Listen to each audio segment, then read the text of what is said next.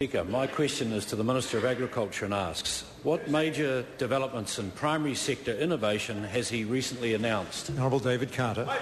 Mr Speaker, this morning I announced two further major successful bids under the Government's Primary Growth Partnership, which will see $321 million invested in innovation projects in our dairy and red meat industries.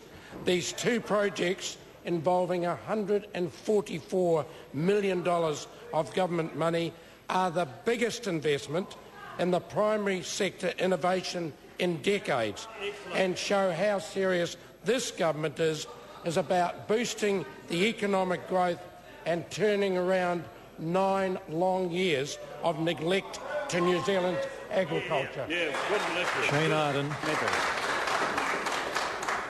Supplementary question to the Minister of Agriculture. What type of work will be funded under these projects? Honourable David Carter.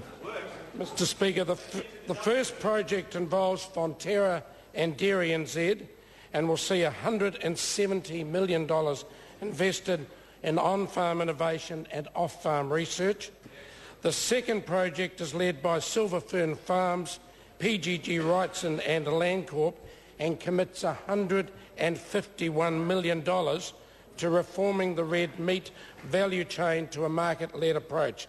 Collectively, these two proposals stand to significantly change our primary sector and deliver huge economic spin-offs for New Zealand.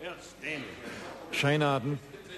Further supplementary to the Minister. Why is the government committing such major funding to the primary sector innovation? Honourable David Carter. Mr Speaker, innovation is one of the government's 6 drivers of economic growth. This investment, which is the biggest in the primary sector innovation in decades, will directly boost economic growth, create jobs and benefit all New Zealanders.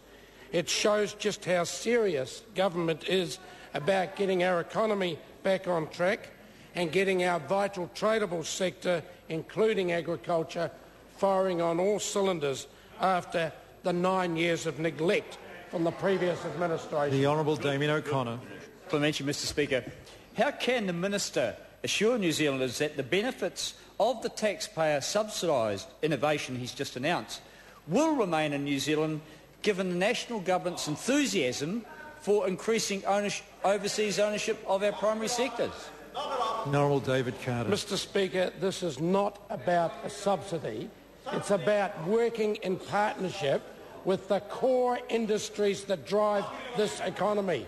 This is some of the best news that the primary sector has seen in decades, and it would only be the Labor Party that would dare to criticise it.